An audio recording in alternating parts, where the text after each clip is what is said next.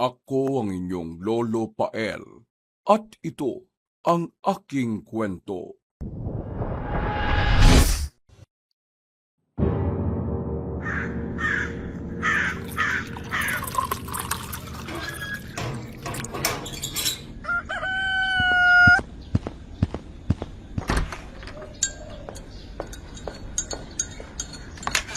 Oh, akala ko ba sa Makalawa ka pa uuwi? Galit na po si na mama eh. Kaya pinabiyahe agad ako ni ate dito at baka kung ano pa raw ang magawa ni mama sa akin at sa bata. Ah, ganun ba? O siya, akin na yung mga dala mo. Ilang buwan na ba yung tiyan mo? 1 buwan at kalahati na ho, Tiyo. Sabi ng doktor ko sa Manila bago ko umalis. Maupo ka muna riyan. Ano ba ang plano ng nakabuntis sa'yo? Wala na lang ba daw? Abay, tarantado pala yung lalaking yun eh. Ang sabi niya po, hindi raw sa kanya yung bata eh. Tapos ang dami ko raw lalaki. Naku, kung ako nakarinig niyan, baka wala na siyang nguso ngayon. Galit na nga po si Papa. Hindi lang mahawakan yung lalaking yun at medyo may kaya. Hindi naman sa minamaliit kita, pero ba't ka naman pumatol sa ganung lalaki, ha, Sol?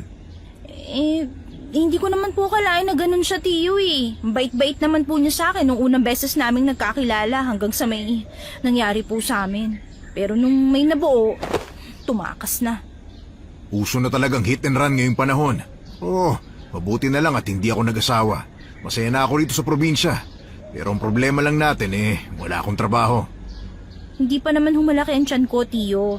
Maghahanap na lang muna ako ng trabaho dito sa probinsya kung may mapapasukan ako. Sigurado ka ba? Hindi ka tulad ng Maynila na nasa minimum wage ang sweldo dito, ha? Oo naman ho. Kailangan ko rin mag-ipon para sa panganganak ko.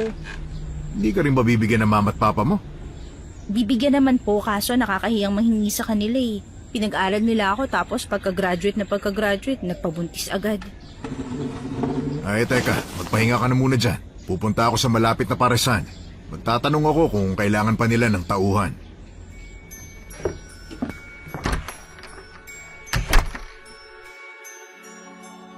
Nang iniwan siya ng kanyang tiyuhin, naglibot muna si Sol sa maliit pero sementadong bahay nito sa probinsya. Dahil walang asawa't anak ang kanyang tiyo Lando, dito siya naisipang dalhin ng mga magulang niya para maging kahihiyan siya sa mga ito. Dahil sa pagkainip ay nakatulog si Sol sa upuan at maya-maya ay dumating ang tiyuhin niyang may dalang pares at ginising siya.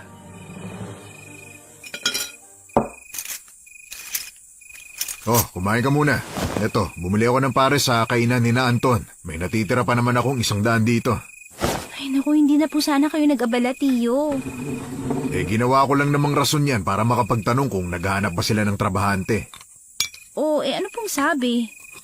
Pumunta ka na lang daw doon at kinulang sila sa tindera. Mabuti na lang at may tinanggal si Anton na trabahador kasi ninanakawan daw yung kahan nila. Ganun po ba? Anong oras po ba ako pinapapunta doon? Magpahinga ka na muna ngayong araw. Sinabihan ko naman siyang ipapasok ko yung pamangkin kong galing Maynila. Naku, hindi niyo na po sana sinabi na galing Manila ako, Tiyo. Nakakahiya. Hayaan mo na. Pero Tiyo, hindi ba kayo tinutulungan ni na Mama at Papa sa pang-araw-araw mo dito? Sus, hindi na ako umaasa kina ate. Sinabihan din naman nila akong tatalikuran nila ako nung hindi ako sumama sa kanila pa Maynila. Kaya wala na rin kami komunikasyon nun. Nagulat na nga lang ako at tinawagan niya ako pagkatapos ng mahabang panahon . Pasensya ka na, Tiyo, ha? Nadamay ka patuloy. Ay, o siya, magagabi na. Yun ang kwarto mo sa tabi ng kusina. Nasa tapat naman ang kwarto ko pag may kailangan ka. Saka Sol, mag-iingat ka, ha? Ha? Bakit po? Lalo na't buntis ka, tapos bagong salta ka lang sa lugar na to. Siguradong mainit ka sa mata ng mga taong bayan. Kaya nga ako nang naghahanap ng trabaho para sa iyo . Ano naman po ang atraso ng pagbubuntis ko at sa pagiging bagong salta sa kanila? Basta, maraming paniniwala sa lugar na to. Mag-iingat ka palagi. Pagkatapos hugasan ng pinagkainan, pumasok na si Sol sa kwartong itinuro ng kanyang tiyuhin para makapagpahinga. Kinabukasan ay naghanda na siya kahit maaga pa para magpunta sa bagong pagtatrabahuhan niya. At habang naglalakad siya papunta sa paresan, napansin niya na kakaiba ang paligid. Halos sakupin ng mga naglalakihang punong kahoy ang lugar at mangilan-ngilan lang ang mga poste ng streetlight. Malamig din ang simoy ng hangin, pero ang mas nakakatindig sa kanyang balahibo ay ang mga tingin ng mga taong nadadaanan nila. Magandang umaga, Anton. Kahu pala, Mang Lando. Ang aga niyo ho, Hinatid ko kasi itong pamangking kong sinasabi ko sa iyo kahapon. Siya yung mamamasukan sana dito sa paresan mo. Sinamahan ko na at alam mo naman ang mga lalaki sa lugar na to. Stricto pala ang isang Mang Lando, ha? Magandang umaga, miss. Ako nga pala si Anton, ang may-ari ng paresan na to. Magandang araw rin po. Ako naman si Sol. Huwag po kayong mag-alala. Nakapagtapos naman po ako ng kursong business management sa Manila. Oo. Huwag mo nga akong tawagin po at 30 pa lang naman ako. Nauna ka lang pala sa akin ng 5 taon. Mukhang nagkakamabutihan naman pala kayong dalawa. Iiwan na kita, Sol, ha? Pupunta pa ako sa sabungan ngayon, eh. Mga bilin ko, huwag mong kalilimutan, ha? Dalhin mo rin tong flashlight ko kung sakaling gabihin ka mamaya. At huwag kang makikipag-usap sa kung sino-sino, ha? Diretso ang uwi. Oho, Tio. Mag-iingat din po kayo. O ano, pumasok na tayo sa loob? Para maipakilala na kita sa ibang katrabaho mo at masabi ko na rin sa iyo mga kailangan mong gawin. Walang problema, bossing. Naaalala pa rin ni Sol ang bilin na kanyang tiyo Lando. Pero isang buwan na ang nakalipas, wala namang nangyayaring masama sa kanya. Naging normal ang pamumuhay niya kahit na madalas wala siya sa bahay ng kanyang tiyuhin. Tanging ang amo na si Anton lang na may-ari ng paresan ang naging kaibigan niya. May ilang sumubok na makipaglapit at ang karamihan ay kalalakihan. Pero dahil liberated si Sol, hindi umubra ang mga hirit ng mga ito sa kanya. Hoy, Berting. Huwag mo akong iningisian dyan na parang asong ulol. Nakikita ko pa yung tinga mo sa ngipin mo, oh. Magbayad ka na. Naku, hindi pwede ang lista-lista. Pay as you order nga, eh. Oo. Tanghaling tapat eh. Tumataas ang dugo mo dyan kay Berting. Ito kasing lalaking to kung ano pinagsasasabi, eh. Mas malaki pa nga yung tiyan niya kaysa sa aking buntis, eh. Naku, Berting, pag ikaw isinumbong ko sa asawa mo, susugurin ka na naman ng itak. Kalma! Inabot na sa akin yung bayad. Para ka talagang Amazona. Sigurado ka ba sa Maynila ka galing, ha? Nababahag yung mga buntot ng mga lalaking lumalapit sa'yo, eh. Hay! Ewan ko ba sa mga lalaking yan? Kung hindi may asawa, yung iba, mas matanda pa kay Tio. Nandito naman kasi ako, eh. Ha? Ano yun, boss? Ha? Ang sabi ko, hindi ko nga alam na buntis ka kung hindi ko lang nakita yung tiyan mo, eh. Parang busog lang, no? Abala sa pakikipagkwentuhan si Sol kay Anton dahil wala namang masyadong kumakain nang may isang babaeng pumasok sa paresan. Tiningnan ito ni Sol mula ulo hanggang paa. Puno ng alahas ang katawan ng babae. Kumikintab din ang dalang bag nito na halatang mamahalin. Abala ang customer sa pagtingin sa menu at napapailing naman ang staff sa paresan habang kinikilatis ang babae. Ang mahal naman ng pares nyo. Sigurado ba kayong mas masarap to? Hindi naman ho siguro magtatagal ang paresan na to, ma'am, kung hindi masarap yung pares. Tinatarayan mo ba ako? Tinatanong niyo po ba yung sarili niyo? Alam niyo ba, ma'am, ang special pares namin ang best seller dito. May pork liampo at chicharong bulaklak na toppings. May iba't ibang sausawan ka rin pagpipilian. Sus, nakatikim na ako ng ganyang toppings sa Manila. Ganun ba, ma'am? Bakit hindi ka na lang sa Manila kumain ng pares? Pero alam mo ba, naka-only rice kami, ma'am. At base sa paborito mong kulay, kulay pink din ang lalagyan namin. Ano naman kung kulay pink? Hep! Kita mo yung lalaking pogi kanina? Yun ang may-ari ng parisan na to.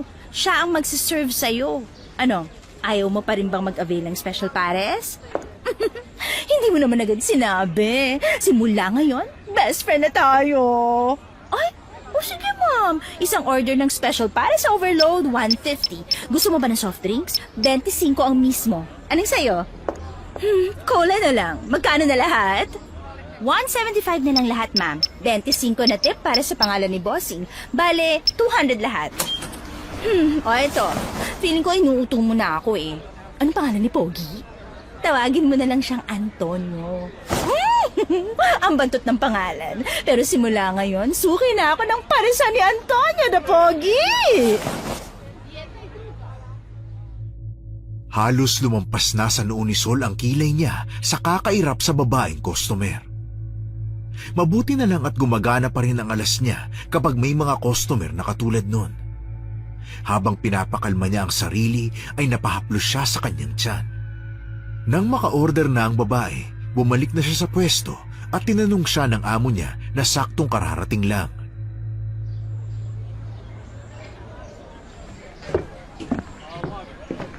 Hoy, anong sinabi mo na namang pangalan ko sa customer, ha? Si Antonio. Malapit naman sa pangalan mo, boss eh. Ay, nung isang araw ako si Ramon, naging si Arnold, meron pang Carlo. Tapos ngayon, Antonio naman. Magkano naman ang nakupit mo? Parang 25 lang naman. May 175 ka naman eh. Ay, ikaw talaga. Ay, pero teka, wag mo nang hintayin na magsara si na Reyna ng tindahan, ha? Mauna ka nang umuwi. Bakit naman? May bagong namatayan sa hindi kalayuan. Delikado ang mga buntis pag ganyan. Eh, paano naman ako magiging delikado nun? Hindi mo ba narinig o alam yun? Kapag may patay, may balbal. Balbal? Ha? Hindi kita maintindihan, boss. Balbal, yung mga aswang na nangunguha ng patay na katawan ng tao at kinakain nila. Kaya ikaw, kahit na buhay at humihinga ka, malakas pa rin daw ang amoy ng mga buntis sa mga aswang. Kailangan ko na ba magdala ng holy water araw-araw, ha? Hindi naman siguro yan. Sumabay ka na lang kasi sa aking umuwi. Ihatid na lang kita. Total, may motor naman ako eh. Wag na. Hindi na lang ako magpapagabi ng uwi mamaya. Ay, tigas talaga ng ulo. Ay, lumalapit na yung babae. Ikaw na bahala sa kanya, ha? Mukhang close kayo ng Pogi, ah. Asawa mo? Ha? Kadiri naman. Amo ko, tas aasawain ko? Hindi, no? Binisita lang ako ng anghel isang gabi kaya nabuntis ako. Ano ka? Inang Maria ang ganap? Tigilan mo nga ako. Ako nga pala si Mitzi at dahil best friend na tayo, hihintayin na lang kita hanggang sa matapos ang trabaho mo. Ako naman si Sol, pero hindi mo na ako kailangang hintayin. Ayos lang ako at malapit lang naman yung bahay ko eh. Ayos lang naman. Narinig ko yung usapan nyo ni Antonio eh. Sinong kaibigan ba naman nang hahayaan na mapahamak ang kaibigan nila, diba? O sige, ikaw ang bahala basta hindi kita pinipilit ha. Hindi mo na ba ako tatawaging ma'am? Ha? Bakit naman?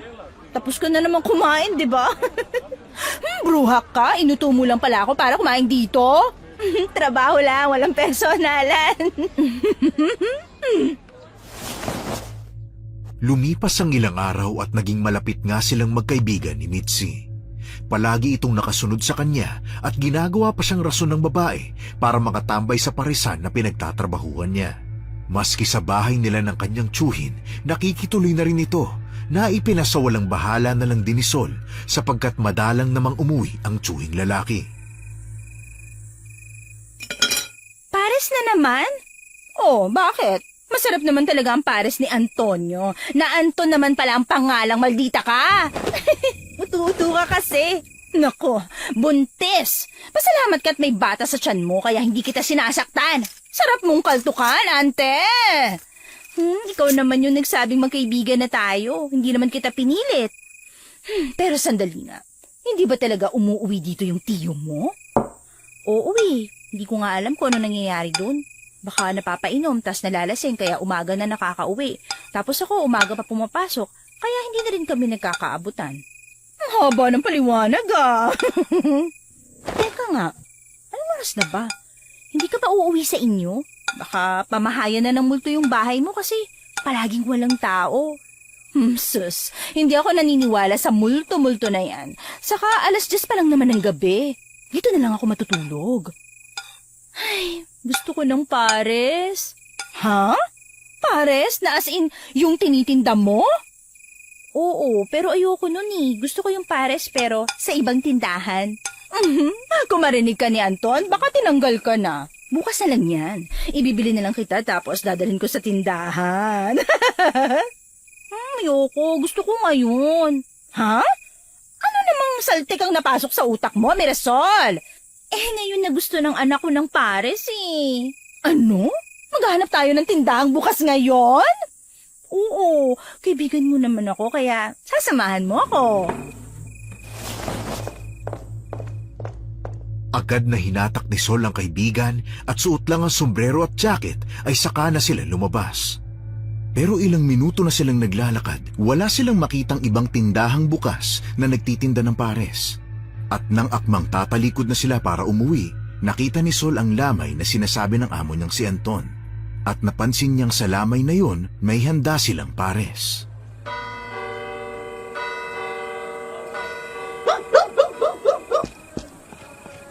Ayoko, Sol. Makikita mo? Iiwan talaga kita.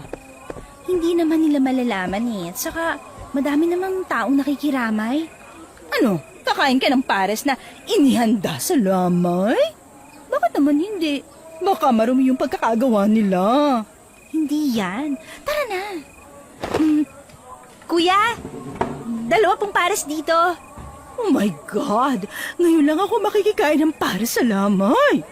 Shh, kami ingay. Baka mahalatang hindi tayo kilala ng pamilya ng namatayan. Pero, alam mo ba yung kinamatay ng nilalamayan natin?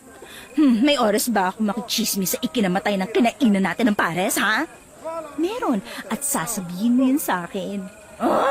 Ang alam ko lang yan, nangihina na raw masyado ang lalaking yan, pero hindi pa namamatay. Nakakapagsalita pa nga eh, tapos isang gabi, habang natutulog daw yung buong pamilya, biglang may mga kaluskos silang naririnig, pero hindi nila pinansin. O tapos, ayun na nga, pagising nila, wala na siyang buhay. Kaya nga sinasabi ng mga mosang dito sa lugar natin, balbal daw ang may gawa. Balbal? Kakarinig ko lang dyan ah. Nasabi na nga rin ni boss pero nakalimutan ko. Buntis things, alam mo na. Balbal, yung aswang na kumukuha ng mga patay ng katawan para kainin. Teka, hindi ko maintindihan. Ba't kukunin ng balbal yung taong nangihina lang at hindi pa naman patay? Di ba sabi mo, patay naman ang kinukuha nito? Ayun ba yung sinasabi ni Anton na aswang daw? Correct. At saka may kakayahan din yung balbal na higupin yung huling lakas ng may sakit para matsugi. Alam mo na, sino ba naman ang hihindi sa preskong karne? Teka, ikaw ba yung aswang? Ano? Bakit mo nasabi yan? Baka may makarinig sa'yo ha? Sasakalin kita. Ang dami mo kasing alam tungkol sa balbal-balbal na yan eh. Tigilan mo nga. Narinig ko lang yung chismis sa mga bumibili sa paresan. Ipabalot na lang kaya natin to. Umuwi na lang tayo. Ay, sa wakas, buntis. Natauhan ka rin. Hindi man aminin ni Sol, pero nakaramdam siya ng kilabot sa kwento sa kanya ni Mitzi. Nang makarating sila sa bahay ng kanyang tiyuhin, hindi na rin siya iniwan ng kaibigan hanggang sa sumapit ang umaga.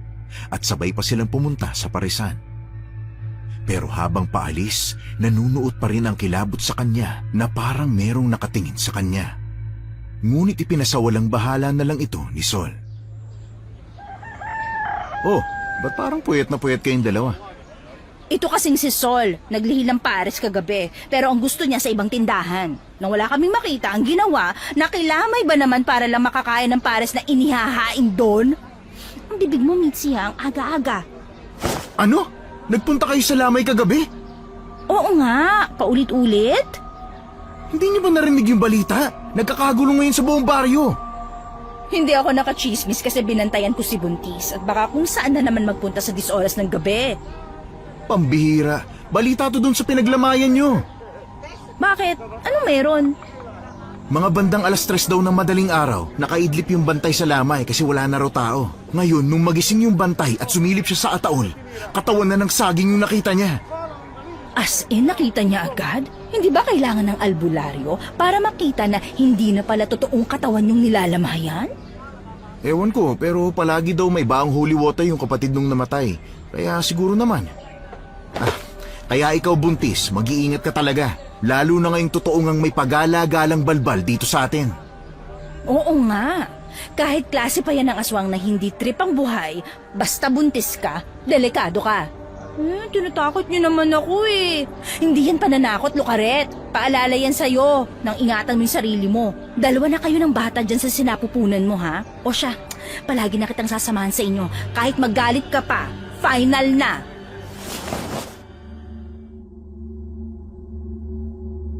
Pero ang pangako ni Mitzi na sasamahan siya ay hindi natupad. Mag-isang umuwi si Sol ng gabing yon. Tahimik ang bahay at hindi pa rin nawawala ang pakiramdam niya na tila may nakatingin at nakasunod sa kanya. Ang ginawa na lang ni Sol ay magsarado ng bintana at pintuan. Pero nang nasa kalagitnaan siya ng pagtulog, nagising na naman siya sa paglilihi. Agad siyang bumangon at lumabas para puntahan ang kaibigan. Pero habang naglalakad ay may naaninag siyang lalaki sa kalayuan. Sa pag-aakala niyang tiyuhin niya ito, ay nilapitan ito ni Sol. Tio Lando, bakit ngayon lang kayo umuwi? Ilang araw ka na pong wala sa bahay ah. Uy, Tio, may hinihintay po ba kayo? O hindi kayo pumapasok kasi sinaraduhan ko lahat ng pinto at bintana? Tio, may hinihintay ka po ba? Wala naman. Ganun po ba? Aalis na po muna ako. Aalis? Ba't hindi mo muna ako samahan sa hapunan ko? Hapunan? Tapos na po ako. Sige na, sandali lang naman ako kakain eh. Hindi na po, Tio. Ayaw mo bang pagbigyan ng tiyo mo? Teka. Ikaw ba talagang ang Tio Lando ko? Bakit? Ikaw naman ang tumawag sa akin na tiyo, di ba? Ba't hindi mo tingnan at lumapit ka dito? Sino ka? Anong kailangan mo? Sino pa ba? Eh di yung nakakita sa akin?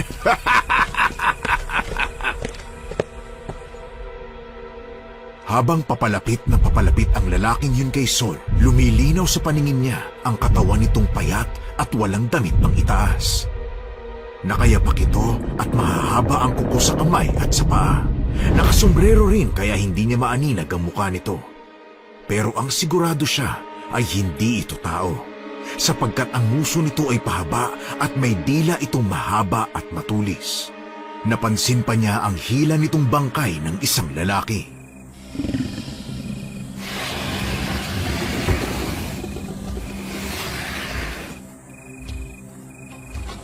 Hala, nakakatakot naman ang isang yan. Kailangan ko nang umalis dito. Naku po, tumatawa pa siya na nakakakilabot. Ano ba klaseng nilalang yan? Layuan mo ako! Hindi ko naman sasabihin na nakita kita! Hindi ako tanga! At sino ang bobong aswang na patatakasin ang mas masarap na pagkain? Bata, presko, at buntis pa! Kung siniswerte ka nga naman. Parang awa mo na! Tigilan mo na ako! Tulong! Tulungan niyo ako!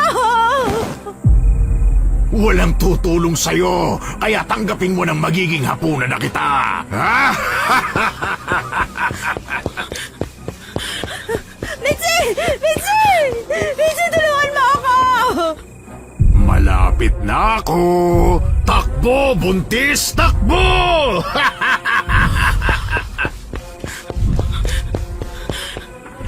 Mitzi, tulungan mo ako! Tao po! Tao po! Alam mo bang isa sa kinaiinisan ko ay yung malalakas na tunog? Nangangati talaga ang tenga ko dyan, kaya patatahimikin kita! Hindi mo ako masasaktang aswang ka! Etong sa'yo! Walang iya kang buntis ka! Aray! Anong tinapon mo sa akin? Asin? Tinapunan mo ko ng asin? Kinagalit mo talaga ako, ha? Sol? Ano ginagawa mo rito? Gabing-gabi na. Tulungan mo ako, Mitzi. Hinahabol ako ng aswang. Tulungan mo ako.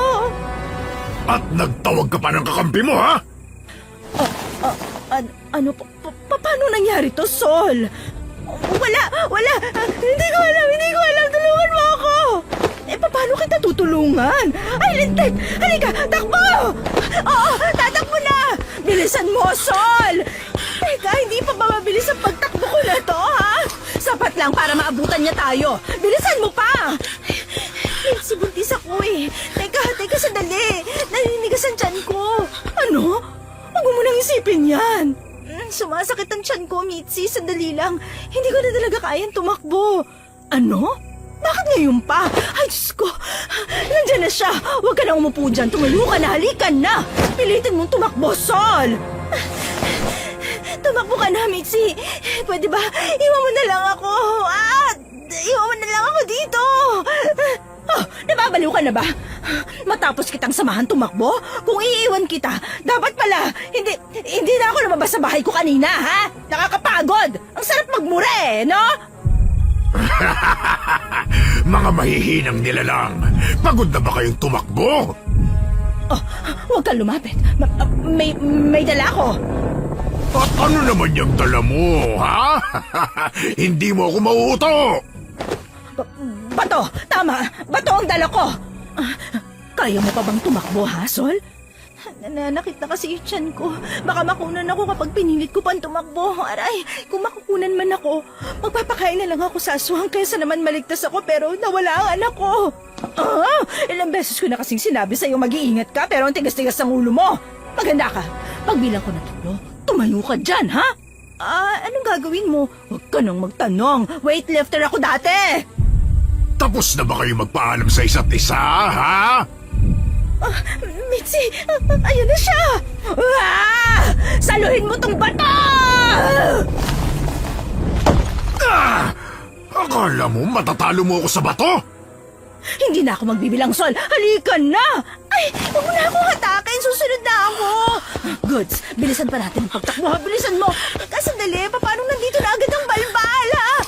Oo nga. Nakamba na sa atin ang mahaba at matutulis niyang kuko. Ano na gagawin natin ngayon, ha? Ano nangyari? Tumilapon ang aswang! Sino gumawa nun? May lalaking dumating. Layuan mo, mga bata!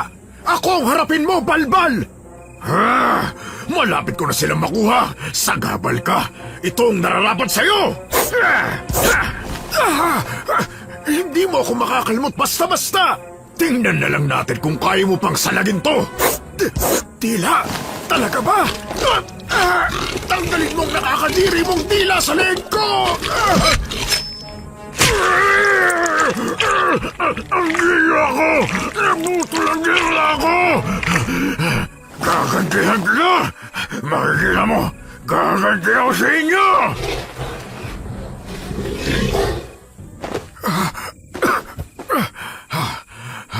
Ayos lang ba kayong dalawa? Ibaba mo na ako, Mitzi. Ikaw po, ayos ka lang ho ba, Manong? Namumula po yung leg niyo, Manong! Ayos lang ako, mga inen. Ay, pakikuha nga ang tungkod ko. At ako'y hindi na makakalakad kapag wala yan. Heto po, tulungan na po kitang tumayo. Maraming salamat. Matanong ko lang, bakit kayo hinahabol ng aswang na yon? Mabuti na lang at nararamdaman kong umiinit ang langis ko, kaya lumabas ako para tingnan ang paligid. Maraming salamat po, Manong, pero bago ka po namin sagutin, pwede po bang pumasok muna tayo sa bahay? Nasa malapit lang naman po ang bahay ni Mitzi. Di bale na. Nasa tapat lang din ang bahay ko. Halina, pumasok kayo at magpahinga. Maraming salamat ho talaga sa pagligtas sa amin, Manong. Kung hindi dahil sa inyo, mamamatay ako hindi nakakapag-asawa. Hetong tsaa. Uminom kayo habang ikinukwento niyo ang nangyari sa inyo. Sa totoo lang po, Manong, kasalanan ko po ang lahat. Ang tigas kasi ng ulo mo. Sinabi ng may aswang na pag-alagala, lumabas ka pa rin sa kalagitnaan ng gabi at kahit buntis. Buntis? Ay, Diyos ko, kang bata ka. Tapos anong nangyari? Ayun nga po, lumabas ako ng bahay kasi Naglilihi ako ng pares na binibili tuwing gabi.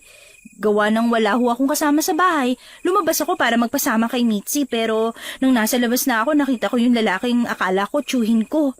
Tapos balbal na pala yung nakasalubong mo? Bakit ka kasi nakikipag-usap ng basta sa gabi, ha? Pasensya na. Nag-alala lang naman ako sa tiyuhin ko kasi 1 linggo ko nang hindi nakikita sa bahay. Akala ko ginagabi lang kaya hindi kami nag-aabot pero nang magising ako kanina, wala pa rin siya sa bahay. O siya, huwag ka nang umiyak. Ako na ngayon nag-aalala sa'yo pero sa akin ka pagalit. Sa inyo na talaga ako titira. Sinabi mo rin yan kahapon eh. Tapos kumakain ka lang naman pala ng pare sa inyo. Paano mo nalaman? Kasi nung binugahan mo ko ng hininga mo kanina, amoy na amoy yung pares. Ay, pasensya naman. Dinalan ako ni Anton ng pares eh.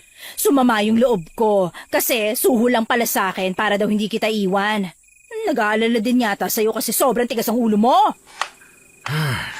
Ang mga bagong tubo talaga ngayon. O siya, mukhang hindi na kayo titigilan ng balbal na yan. Gagawa na lang kita ng proteksyon. Protection po? Paano niyo po gagawin yun? Babaylan ka ho ba? Ang lakas niyo pa rin po kanina eh. Hindi ako babaylan. Ako si Boyet, isang albularyo. Hinahanap ko rin ang balbal na yon dahil nabalitaan kong nagnanakaw na naman yun ng mga bangkay. Albularyo? Yung parang may mga salitang hindi naiintindihan? Yun nga. Hoy ikaw ineng na maraming alahas, tulungan mo akong maghanda.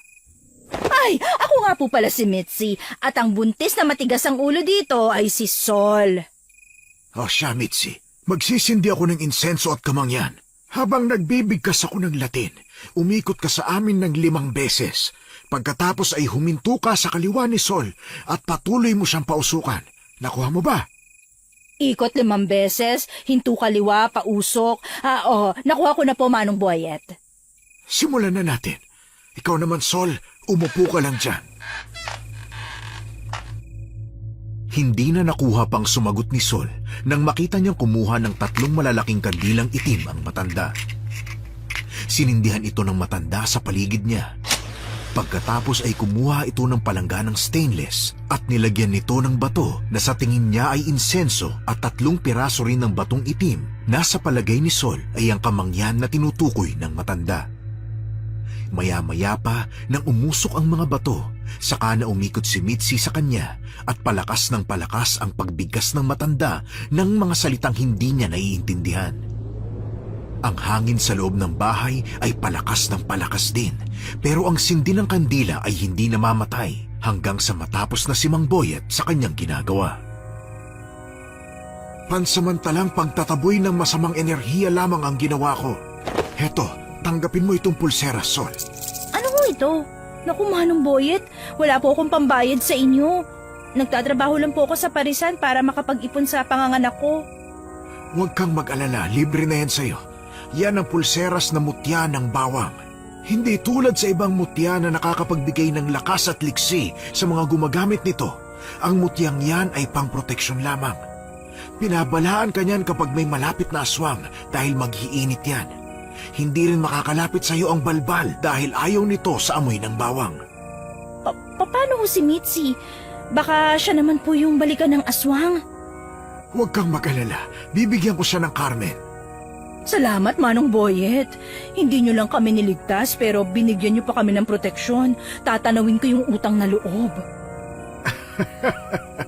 Carmen na lang ang sayo, Iha. Alam ko namang hindi mo susutin kung alahas ang ibibigay ko sa'yo. Sa dami mo pa namang borloloy sa katawan. Ay! Salamat po talaga! Dito na muna kayo magpalipas. Nararamdaman ko pa kasi ang balbal na paikot-ikot sa bahay ko. Pero alam niyang hindi siya makakalapit sa akin ngayon dahil alam niyang marami akong sandata laban sa kanya. Kinabukasan ay hinatid sila ni Manong Boyet. Naglibot pa ang matanda para mag-inspeksyon sa bahay ng kanyang tiyuhin na hinayaan naman ni Sol. Nang makontento na ang matanda ay nagpaalam na itong umalis habang si Mitzi naman ay nagpaalam sa kanyang maliligo at kukuha lang ng ilang gamit sa bahay nito. Pero hindi pa siya nagtatagal sa bahay, may nakita na siyang patak-patak ng dugo papunta sa kusina. Dahan-dahan niya itong sinundan pero nagulat siya sa kanyang nadatnan. Ay! Ano ba yan, Sol? Ba't ka ba sumisigaw na lang ng basta-basta dyan? Pasensya na ho, Tiyo. Ikaw po pala yan. Paano ka nga po pala? Huwag ka na magtanong. Di ka naman makakatulong sa akin eh. Ba't pala wala ka dito kagabi? Paano niyo ho nalaman, Tiyo? Abay, nakita ko nakabukas yung kwarto mo. Nung isasarado ko sana, nakita ko namang wala ka sa higaan mo. Pasensya na ho, Tiyo. Nasa bahay lang po ako ng kaibigan ko kagabi. Kaibigan? Ayus-ayusin mo nga yung buhay mo, Sol. Buntis ka na nga't lahat-lahat nakuha mo pa rin maglakwatsa. Huwag mong isipin na porket wala dito ang mga magulang mo, magagawa mo na lahat ng gusto mo, ha? Oo, Tiyo. Pasensya na po. Hindi na mauulit. Magsabihan mo yung kaibigan mo, ha? Baka hindi ka pa nanganganak dyan kumikiringking ka na naman. Hindi naman ho ganon, Tiyo. Babae po yung kaibigan ko. Sinisigawan mo ba ako? Huwag na huwag mo akong pagtataasan ng boses, ha? Pinapatira lang kita ng libre dito sa pamamahay ko. Aray! Tiyo, masakit na po yung panga ko!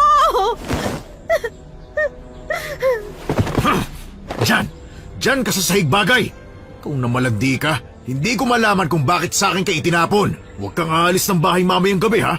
Pag nalaman ko lang na naglalakwatsa ka na naman, makikita mo, Mirasol! Nandito na ako, Sol! Nasaan na ba yung babaeng yan? Sol! Sol! Ay! Ano nangyayari sa'yo, Sol?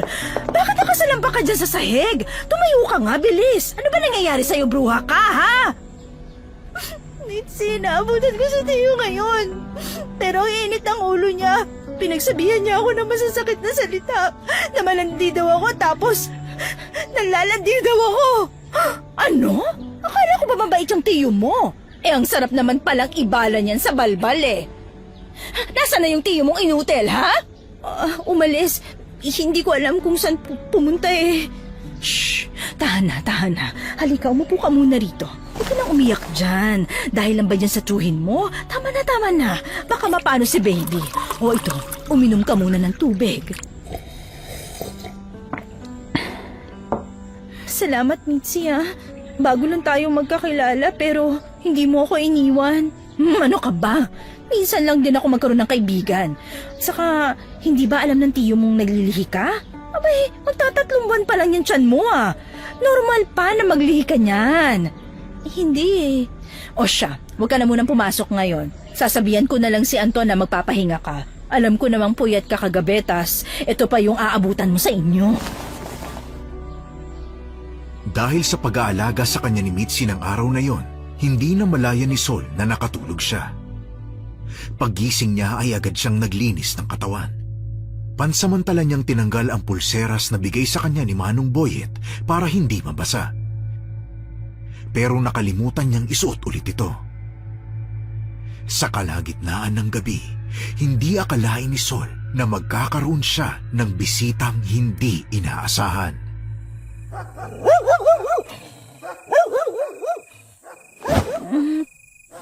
Mitzi, ano ba?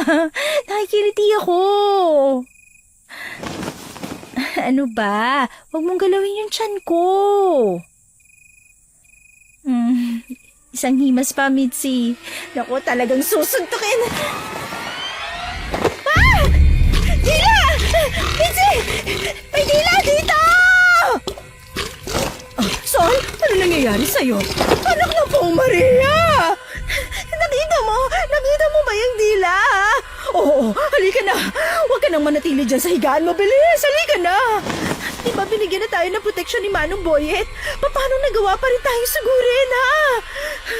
Nasaan na? Teka, nasaan na yung ano mo? Anong tawag dito? Ano ba yun? Yung kwintas. Pulseras. Nandito. Nawawala. Mitzi! Nawawala! Ano? Anak ka ng nanay mo? Nasaan mo nilagay, ha? Nasa lamesa! Lamesa saan, ha? Lamesa sa kwarto ko! Habang natataranta si Sol, ay bumalik naman ang kaibigan niya sa kwarto para kunin ang naiwang mutya ng bawang. At habang wala ang kaibigan, rinig niya ang unti-unting pagtuklap ng yero sa tapat niya. Hindi na alam ni Sol ang gagawin, kaya nanatili siyang tuod na nakatayo lang at nag-aabang sa kung kailan magpapakita ang aswang hanggang sa nagkatinginan na nga sila nang namumula nitong mga mata. Mabuti na lang ay nahatak siya ni Mitzi palabas ng bahay. Habang tumatakbo sila palabas, ay isinusuot ng kaibigan sa kanya ang pulseras niya at malakas ang boses nitong pinagsasabihan siya. Kapag tayo mabuhay pa sa balbal na to, babatukan kita ng paulit-ulit. Ilang beses ko bang ipapaalala sa yung ingatan mong sarili mo? Pasensya na, hindi ko naman sinasadyang iwan eh. Kahit na, hindi mo na dapat hinuhubad kung maliligo ka lang. Yung pulseras ko nga na galing sa Bombay, ipinanghuhugas ko pa ng puwet ng kaldero. Hindi ko talaga sinasadya. Naku, ang sarap mong murahin. Pero hindi ako marunong magmura. Ganito na lang. Mura, mura, mura! Nakakainis. Nakakatawa ba yon, ha? Lintik! Mas madulas pa kayo sa mga bangkay! Kasi, buhay pa kami! Mitzi! Sol! Manong Boyet, scam ka! Sabi mo protektado na kami sa aswang. Ba't hinahabol pa rin kami, ha? Kasi matigas ang ulo mo. Hindi mo sinusunod yung mga bilin sa'yo. Sorry na. Hinahabol na naman kayo ng aswang! Halata naman ho, Manong Boyet. Tulungan niyo po kami. Ikaw na naman! Lagi ka na lang talaga kontrabida sa mga plano ko! Aba, ay hindi ko naman sinasadyang makasalubong kayong tatlo palagi! Namimiloso po ka ba, ha? Nanlaki lang ang mga mata ni Sol nang makita niya ang balbal na mataas na lumundag papunta kay Manong Boyet. Nakaamba ang mahahabang kuko nito para kalmutin ang matanda. Habang si Manong Boyet naman, kahit na matanda na, ay nagawa pa rin itong iiwas ang hawak na plastik na may lamang pares. Hindi na malaya ni Manong Boyet ang sunod-sunod na pag-atake ng aswang. Pumulupot ang mahabang dila ng balbal sa paa ng matandang lalaki at inihagis niya ito. Manong Boyet, ayos lang po ba kayo? Buntis, ba't ba bigla-bigla mo nalang tinatapon yung sarili mo sa panganib, ha? Bruha ka! Si Manong Boyet, baka napano na siya eh. Alalahanin mo nga muna yung sarili mo. Pero... Nakakainis na talaga kayo! Parang hindi kayo natatakot sa akin, ha? Tanggapin niyo to! Bitawan mo ako, Sa wakas! Tanggalin mo yung marumi mong kamay sa leeg ni Sol! Huwag kang mag-alala! Isusunod na kita! Ano ba, Manong Boyet? Hihiga ka na lang ba dyan? Tulungan natin si Sol! Wala nang hanging lumalabas sa lalamunan ni Sol at pakiramdam niya ay papanawa na siya ng ulirat kung magtatagal pa ang pagkakasakal sa kanya ng aswang. Kumakawag-kawag siya ng malakas pero kahit ang malalakas niyang sipa na tumatama sa katawan nito ay baliwala lang sa nakangising balbal.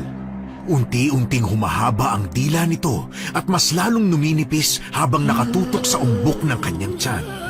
Pilit namang tinatakpan ni Sol ang kanyang sinapupunan pero pinipigilan ng isang kamay ng balbal ang kamay niya hanggang sa makaramdam siya ng mainit na likido na tumilapon sa kanya papunta sa aswang kaya nabitawan siya nito at humiyaw sa sakit.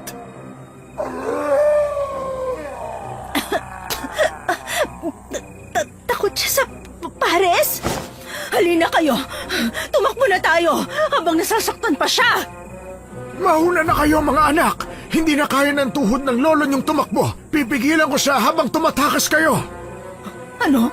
Hindi pwede, Manong. Tara na, aalalayan kitang tumakbo. Yung tungkod, nasaan na yung tungkod? Nasusunog! Nasusunog ang katawan ko! Anong ginawa mo? Bakit takot kang masunog? Kampon ka naman ng kadiliman. Mitzi, mabuti siguro. Huwag mo na siyang galitin lalo. Mabuti pa nga. Halina kayo. Kampon pala ng kadiliman, ha? Makikita niyo ang isang kampon ng kadiliman! Anong ginagawa mo, Iha? Ibaba mo ako! Huwag ka lang magtanong, Manong! Hindi pa man sila nakakalayo ay naabutan na sila ng balbal. Gamit ang mahaba nitong dila ay napigilan nito ang paa ng kaibigan niya dahilan ng pagbagsak nito at ni Manong Boyet sa lupa. Hinihila si Mitzi ng balbal at hindi malaman ni Sol ang gagawin. Nakita niya unti-unting bumuka ang bibig ng aswang at tangkang lalapain ng kaibigan. Agad siyang tumakbo papalapit sa balbal at sumigaw ng malakas. Bigla namang nabitawan ng aswang ang kaibigan niya at napatakip ito sa tenga nito.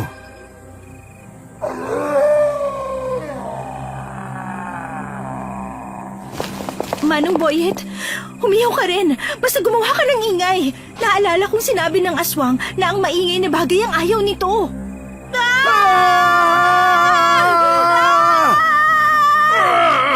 Itigil niyo yan! Itigil niyo yan! Pwede yata ng aswang na to ang manakal!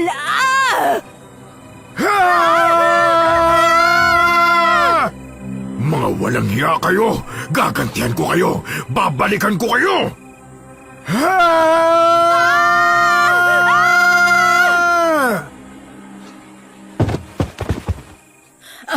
Ayos na, wala na yung aswang. Tumigil na kayo!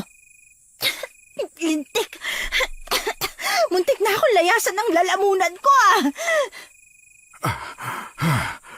Ayos ka lang ba, Mitzi? Oo nga, ayos ka lang ba ha? May masakit ba sa'yo? Oh, ang leeg ko, te. Hindi ganitong saka lang gusto ko. Pambihira ka naman. Kaalis nga lang ng aswang Aswang na ikaw naman na may kasalanan kung ba't tayo hinabol. Pasensya na. Pero, Manong Boyet, ba't mo naman kami binuhusan ng sabaw ng pares? Hindi mo ba alam na maraming bawal ang pares? Pero hayaan mo na ang pares na yun. Umuwi na tayo. Aray ko, ang tuhod ko. Manong Boyet, kapag nakauwi tayo, pwede mo bang gawan ng paraan yung mutya ng proteksyon ni Sol, ha? Yung hindi sana natatanggal, tapos may lock, kasi isasaka ko sana sa kanya pag tinanggal niya pa. Sorry na nga, promise, hindi ko nauubarin. Habang pauwi sila ay akay-akay nila ang matandang lalaking nananakit ang tuhod. Napagpasyahan ng dalawa na samahan si Sol nung gabing yon sa bahay ng kanyang tiyuhin dahil baka bumalik ang aswang. Kinabukasan, matamlay na pumasok sa trabaho si Sol. Oh, anong nangyari dyan sa mukha mo? Para kang pinagsakluban ng langit at lupa. Hindi ako nakatulog ng maayos kagabi. Ha? Ba't naman? Di ba sinabi ko naman sa'yo na kapag may hinahanap kang pagkain, ayos lang naman na tawagan mo ako? Oh, eto gatas. Uminom ka muna, baka wala nang sustansyang nakukuha yung anak mo. Hindi naman sa naglilihi ako. Ano lang. Basta, may iniisip lang ako kaya ganito. Sino naman? Yung tatay ng anak mo? Bakit naman napasok sa usapan natin yung taong yun, ha? Sa kasino agad? Di ba pwedeng ano muna? O ano naman yung iniisip mo? Sikretong malupit. Oh, andito na pala si Mitzi Mitzi! Ayos lang ba yung leg mo? Namamaga pa pero ginagamot naman ni Manong Boyet. At nga pala, naayos ko na yung mga damit ko. Dadalhin ko na lang sa bahay nyo. Ha? Ba't naman dinala mo na yung mga gamit mo sa bahay niya na Sol, Mitzi? Anong meron? Magli-live-in na kami ni Sol. Ano? Biro lang, no? Ilang taon kong hinanda yung sarili ko para sa tamang edad ng paglandi. Tapos sa kapababae ko ako babagsak, ha? Ayos ka lang ba talaga, Sol? Sabi ko naman sa'yong tawagan mo lang ako kapag kailangan mo ng tulong, di ba? Ayos lang ako, no? Baka ikaw nga ang kailangan ng tulong, Na paano ka ba? Ba't parang napaso yung katawan mo? Ayos ka lang ba, boss? Ha? Ayos lang ako. Ano lang to, natalsikan ng mantika. Naku, dapat lagyan mo yan ng toothpaste. Toothpaste? Baka hugasan ka mo ng tubig para hindi ma-infeksyon. Huwag na kayong magtalo. Mabuti pa, mag-ayos na kayo ng gamit at kami na bahala rito sa tindahan. Kailangan na makauwi ng buntis at halata ng masyado yung tiyan mo. Hindi naman. Parang busog lang naman ako. Ay, siya. Kahit gusto ko pa makita yung pogi mo mukha, Anton. Pero kailangan na rin kasi naming umuwi ni Sol. Parang mag-asawa talaga kayo, O sige, ingat kayo, Pagkarating ni Sol sa bahay ng kanyang tiyuhin, ay nagpaalam saglit sa kanya ang kaibigan na mayroon daw ito munang kukunin sa bahay nito. Kaya mag-isa siyang pumasok sa loob ng bahay. Hindi naman niya inaasahan na ang unang bubungad sa kanya ay ang madilim na ekspresyon ng kanyang tiyuhin. Akmang magsasalita na sana siya nang sampalin siya ng matandang lalaki. Dahil sa gulat ay napasalampak siya sa sahig at hindi makapagsalita. Sino yung kinakawain mo sa labas? Lalaki mo? Nagpapaligaw ka na naman ba sa kung sino-sino para lang may tumayong tatay dyan sa daladala mo? Ho? Hindi ho, Tiyo. Si Mitzi yung kinakawayan ko kanina. Sinungaling ka! Kaya ka nabubuntis dahil dyan sa katigasan ng ulo mo. Hindi po talaga, Tiyo. Maniwala ka. Dinala mo pa pala yung lalaki mo sa pamamahay ko, ha? Dapat pala pinagbabayad kita ng renta para sa pagtira mo dito, pati na yan sa lalaki mo. Akin na! Bigyan mo ako ng pera, malandi ka! Aray, Tiyo, nasasaktan ako. Tama na po. Akin na! Ibigay mo sa akin ang pera! Pero, Tiyo, para sa panganganak ko po yung ipon ko eh. Pweh! Parehas lang kayo ng nanay mo. Tanggap lang kayo ng tanggap ng libre.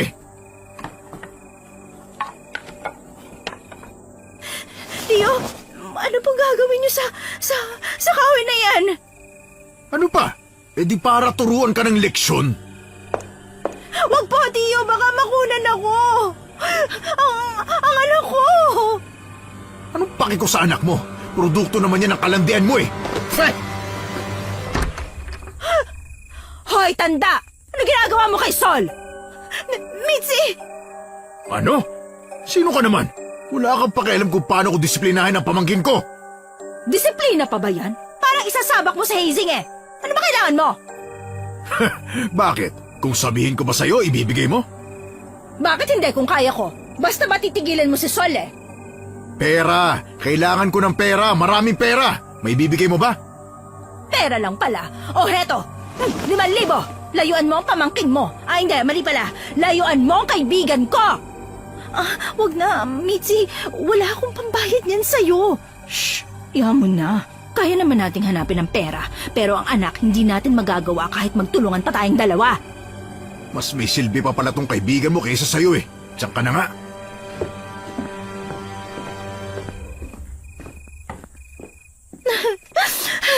Shh, wala na siya. Hayaan mo na yung baliw mong tsuhin. Salamat talaga, Mitzi. Hindi ko alam ang gagawin ko kung hindi ka dumating. Sol! Mitzi! Nasa loob ba kayo, mga anak? Si Manong Boyet yun ah. Teka, diyan ka lang ha. Manong Boyet! Tuloy po kayo. Ba't ka po na pa rito? Gusto ko lang sana pag-usapan yung tungkol sa aswang. Oh, ano nangyari sa inyo? Inatake ba ulit kayo ng aswang? Hindi ho, Manong Boyet. Pasok ka ho. Sasaraduhan ko lang ang pinto at bintana. Hindi ho aswang ang sumugod sa amin. Taong baliw. Sumisinghot yata yun eh. Lakas ang tama. Aba, sino naman ang nanakit sa inyo? Namumula ang pisngi mo. Parang sinabunutan ka rin ah. Hindi ka ba marunong lumaban, anak? Hindi ko naman po kayang lumaban sa tiyo ko. Kahit naman ho paano eh, tiyo ko pa rin siya. Ayan ang problema mo. Kahit sinasaktan ka na, hindi ka lumalaban. Labanan mo. Aba, ang tapang-tapang mo nung una kitang nakita, tapos sa tiyo mo hindi ka makasagot, ha? May pagalang pa rin naman ako sa magulang ko. Eh, kung ganyang magulang ang meron ako, bahala na lang kaming maging ulila ng tuluyan. Sige na. Tumigil na kayo sa sagutan nyo. Bawal anong tawag nyo sa English yung namomroblema? Stress po. Ayun, stress. Bawal ma-stress ang buntis. Ano nang plano mo ngayon, ha? Hindi na muna ako siguro uuwi dito. Ano? Saan ka naman tutuloy? Sa bahay ko na lang. Parang hindi ko naman alam na may modus ka sa bahay mo. Modus? Ano namang modus yung sinasabi mo? May lalaki ka kayang bisita palagi. Gaga ka? Napaka-itsusera mo. Kapatid ko yun, no? Binibisita ako kasi pinapabalik na ako ng Manila ni na mama at papa. Eh, ayoko nga eh. Oo nga pala. Ba't ka napadpad dito sa probinsya? Kasi yung mga magulang ko, pinipilit ako mag-asawa sa kung sinong lalaking gusto nila. Ayoko nga. Saka may tipo na ako ngayon. Nasa probinsya ko lang pala makikita ang tunay kong pag-ibig. Nabaliw ka na. Siya nga pala, Manong Boyet. Ano po yung tungkol sa aswang na sinasabi nyo? Gusto ko lang kasi kayong balaan na baka hindi na kayo tigilan ng aswang na yan hanggat hindi niya nakukuha yung gusto niya. So, ano magandang gawin, Manong? Mukhang hindi naman epektibo yung orasyon na binigay nyo. Tapos, kahit may mutsyada ng protection si Sol, hindi pa rin naman napipigilan yung balbal. Hindi niyo ba napapansin? Naaapektuhan ng mutya ang balbal. Unti-unting nasusunog ang kamay niya kapag hinahawakan si Sol. Kaso kapag maraming bangkay, mas mabilis siyang makakapagpagaling.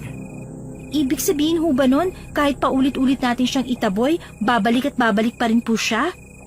Ganun na nga. Kaya ho pala kahit naputo lang dila niya nun, himalang humaba na naman ito. Ano pong gagawin natin, Manong Boyet? Di ba nakuha niyo naman siyang itaboy gamit ang ingay? Bakit hindi na lang tayo mag-ingay kapag pupuntahan niya tayo? Hindi ka naman nakakasigurong ligtas ka kapag nasaan yung tao ang aswang. Anong gagawin mo kung nag-anyong tao siya at hindi mo alam na aswang pala ang kausap mo? Ibig ho bang sabihin, kailangan nating hanapin ang aswang na to sa anyong tao niya para mahuli natin? Tama, masyadong tuso ang mga aswang. Hindi natin sila basta-basta mahuhuli. Kailangan natin ngayon ay malaman natin kung sino sila. Kapag nalaman natin ang pagkakakilanlan nila, agad na silang manghihina at matatalo na natin sila. Napakalabo namang malaman natin kung sino yung aswang. Ang daming tao dito sa baryo natin. Paano kung taga-kabilang baryo pala yung nangangaswang? Hindi malabo, pero sa ginawa natin ng nakaraan, nakalimutan niyo na bang galit ang aswang at magiging desperado na ito para makuha si Sol at ang bata sa tiyan niya? Ibig sabihin, lalapit at lalapit ang aswang, lalo na kapag nagtatrabaho si Sol. Pwede itong magpanggap na customer. Tumagal pa ang naging pag-uusap nilang tatlo sa kung anong gagawin hanggang sa magpasya si Sol na magpahinga na muna dahil sa pagod niya sa mga nangyari nung araw na yon. Laking pasasalamat niya nang walang kakaibang nangyari sa kanila nung gabing yun. Maliban sa paulit-ulit na ingay ng mga pusa sa paligid ng bahay nila. Pero wala ni isa sa kanila ang naglakas loob na sumilip dahil kumukulo rin ang langis ni Mang Boyet. Hudyat na hindi normal na pusa ang nasa labas. Grabe yung pusa kagabi. Halos hindi ako patulugin sa ingay. Mabuti na lang at wala sa ating naglakas loob na lumabas. Sa tingin ko ay hindi yun balbal. Ano ho? Hindi lang ho ba balbal ang aswang sa baryo na to? Sa kasamaang palad, hindi lang balbal ang pag-alagala tuwing gabi. Pero ang napapansin ko sa mga aswang, kapag teritoryo na ng isa, wala nang ibang klaseng aswang ang mangingialam dito. Bakit po merong ganong klaseng aswang kagabi? Sila ang kung tawagin ay danggab. Kaya nilang magpalit ng anyo at manloko ng mga tao. Mukhang bago pa ito rito, kaya hindi pa naging agresibo.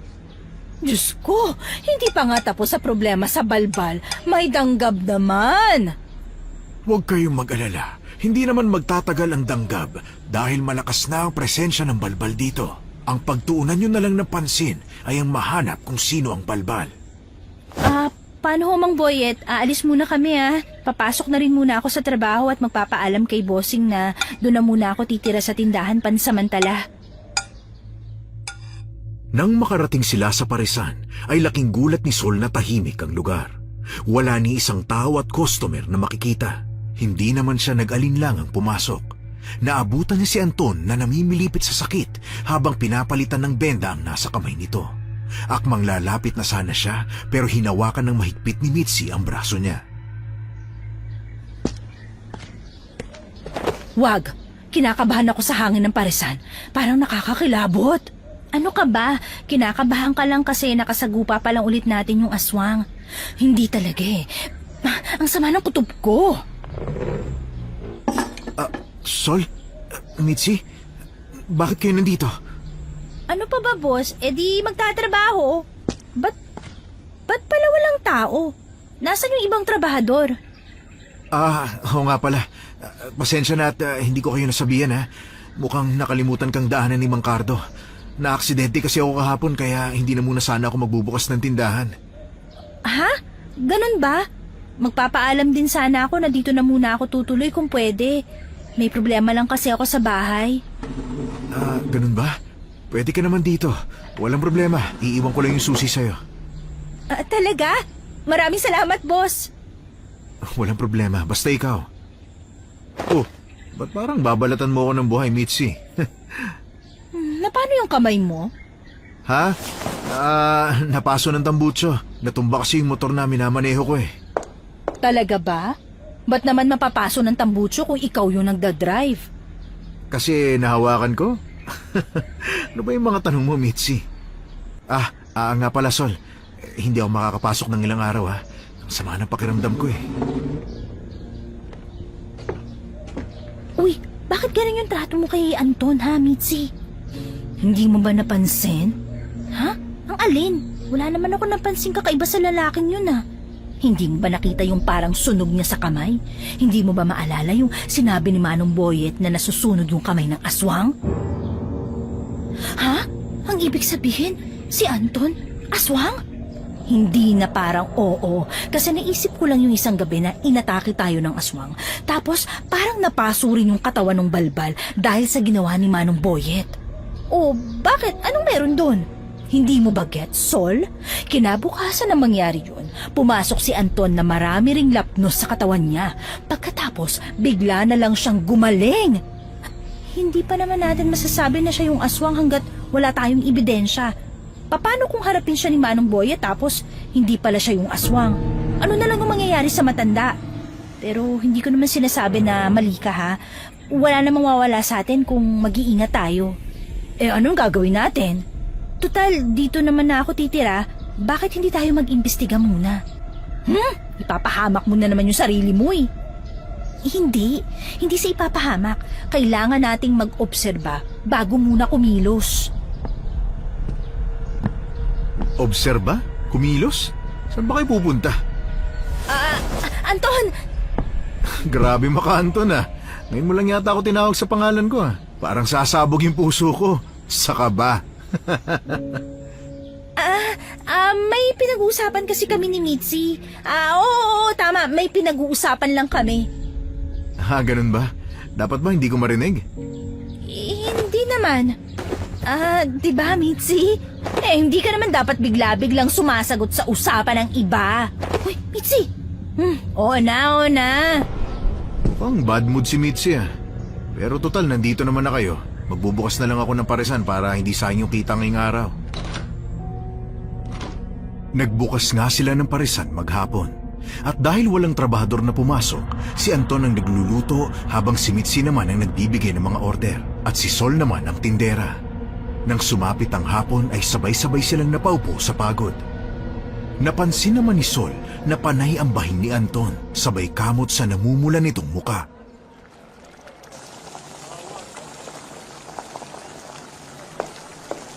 Ayos ka lang ba, Anton? Sobrang pula ng mukha mo eh. Sobrang sama talaga ng pakiramdam ko eh. Maiwan ko na muna kayo ha. Kailangan ko na umuwi eh. Ayos ka lang ba rito, Sol? May kumot at unan doon sa kwarto ko ha. Baka gusto mong gamitin. Bakit hindi ikaw ang gumamit, Anton? Samahan mo na lang kami dito sa tindahan para may mag-alaga rin sa'yo. Ayos lang ba sa inyo? Babae kayo at lalaki ako. Baka hindi kayo makatulog ng maayos. Hindi. Ayos lang talaga sa amin. Dalawa naman kaming babae eh. At saka, hindi mo ako kaya, no? Sigurado ba talaga kayo? Ikaw, Sol, ayos lang ba sa'yo? Oo naman. Kung ayos lang kay Mitzi, bakit naman hindi, di ba? Pero ayos ka lang ba? Gusto mo ba na ipagluto kita? Uy, talaga? Ano naman yung lulutuin mo? Ano pa bang meron? Di pares. Yun lang naman yung pagkain meron dito sa paresan eh. Sol, tulungan na kita. Ako na maghahanda ng pares. Sige, kukunin ko yung bawang. Lalagyan natin ng maraming bawang. Hala, sobrang dami naman yan. Baka naman makahalata siya. Hindi naman delikado sa normal na tao ang bawang. Kung normal na tao siya, wala mangyayaring masama sa kanya. Pero kasi, hindi na normal ang dami ng bawang na nilagay mo. Di, ilagay natin sa ilalim para hindi niya makita. Ang mahalaga, matikman niya kahit ang sabaw. Kasi nasa sabaw na ang lasa ng bawang. Mitzi, parang iba yung nararamdaman ko eh. Huwag na lang kaya nating ituloy ang balak natin. Ano ka ba? Nandito na tayo ah. Hindi ko lang kasi maiwasan ang kutuban eh. Parang may hindi maganda mangyayari kapag tinuloy pa natin to. Hindi, Sol. Binigay na tong pagkakataon sa atin. Ba't pa natin sasayangin? Kung hindi siya mag-react sa bawang, edi hindi siya yung aswang. Paano kung mag-react? Tapos biglang naging aswang. Anong gagawin natin? Binigyan ka naman ng langis ni Manong Boyet, diba? Di gamitin natin para makatakas. Boo! Ay! Puwet ka ng baka! Ba't gulat na gulat ka naman, Mitzi? Ang tagal nyo kasi sa kusina eh. Nabagot na ako sa kakahintay. Ano? Handa na yung pares mo. Sa lamesa ka na lang siguro maghintay at ihanda ko na to. Yun, salamat ha. Ang bango at mukhang masarap ha. Saan ka natuto magluto ng pares? Oh, ito kutsara. Kain ka na maigi para gumaling ka na. Salamat. Malaki ang pagkakangisi ni Sol dahil kampante siyang hindi si Anton ang aswang at magana namang kumain ng lalaki. Akala niya ay tuloy-tuloy na pero ang hindi niya inaasahan ay nang bigla itong tumigil at mabitawan ang hawak na kutsara at dumikit ito sa kanyang dibdib. Kita rin niya ang namumulan nitong muka at malalaking pantal na tumubo sa kanyang katawan at mukha siyang nasasaktan. Hindi maiwasan ni Sol na kabahan pero ang hindi niya inaasahan ay ang biglang paghiyaw ng kaibigan niya dahil sa tuwa na may epekto ang pagkain kay Anton.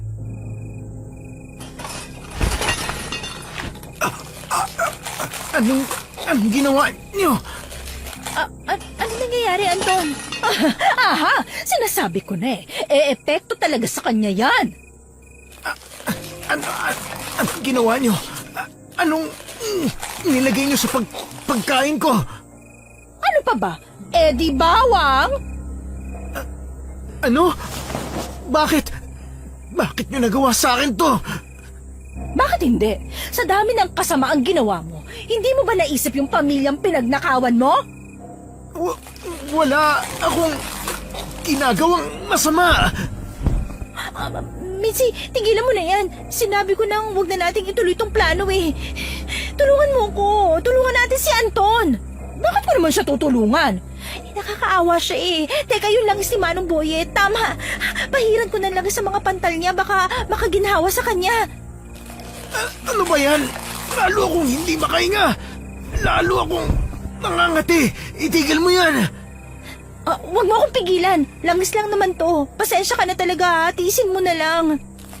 Tama na. Tigilan mo na. Alis. Layuan mo ako. Aray! Sol! Ano ka ba naman, Anton? Huwag mo nga siyang itulak. Alam mo naman buntis siya eh. Sol, ayos ka lang ba? Halika dito. Hayaan mo na siya kung ayaw niya magpatulong. Tingnan mo, hirap na nga siyang huminga at naglalaway na rin. Ano nangyayari sa kanya, Mitzi? Hindi pa ba senyales yan na nagpapalit na siya ng anyo? Ba't mo patutulungan, Sol? Hindi, Mitzi. Kung aswang nga si Anton, di sana hindi na siya nagwawala ngayon na parang nasisiraan ng bait. Sa tingin ko, allergic siya sa kung anong bagay. Yung bag ko, Sol. Bag! Teka, kukunin ko! Ito! Tulungan mo ako. EpiPen. EpiPen? Ano yung itsura nun? Gamot ba yan? Nasa capsule, sachet? Ano, ha? Mitzi! Tulungan mo ako! EpiPen daw! Ha? EpiPen? Yung ano yan? Parang tube na puti. Eto, nakita ko na. Paano to gagamitin? Asul. Tanggal. Tanggalin mo daw yung asul na takip, tapos sa hita ni Anton mo iturok, Sol. Ay, Vincent. Naku, ano ba nahulog pa? Eto, 1, 2, 3. Agad na idiniin ni Sol ang EpiPen sa hita ng lalaki hanggang sa marinig niya ang tunog na dulot nito. Nawawalan na ng lakas si Anton kaya hindi na alam ni Sol ang susunod na gagawin. Maya-maya lang ay hindi na kumilos ang lalaki kaya dahan-dahan siyang lumapit dito at nanginginig na kinapa ang pulso sa leeg nito. Nang naramdaman niyang tumitibok pa ito ay napasalampak siya sa sahig at napabuga ng malakas na hangin. Anton? Ayos ka lang ba? Ayos na. Ayos lang siya. Sol, muntik na ako makapatay, Sol. Hindi ko sinasadya. Gusto ko lang namang tulungan ka eh. Hindi ko talaga sinasadya. Dapat hindi ka sa akin humingi ng pasensya. Nakakahiya. Paano kung magalit siya? Paano kung hindi niya ako mapatawad, ha? Mitzi, sa ginawa mo kasing yun, kahit sino naman magagalit eh. Ang mahalaga, humingi ka ng tawad at magpaliwanag kung bakit mo natin ginawa yun. Kahit ako nahihiya ako eh. Pero baka kung ano nangyari kung hindi mo siya tinulungan kaagad. Hindi ko nga alam yung itsura ng EpiPen eh. Para saan ba yun? Droga ba yun? Hindi, gamot yun sa allergy. Mukhang tama ka nga. May allergy yata sa kung anong pagkain yung si Anton. Masasagot natin yan kapag magising na siya. Tulungan mo na lang ako na ilipat siya sa higaan.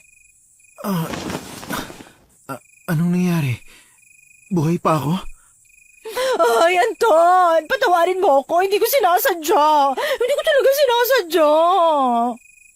Huwag kayong lumapit sa akin. Sinubukan niyo akong patayin. Matapos ko kayong tratuhin na maayos. Ito ang igaganti niyo sa akin? Hindi ganun, Anton.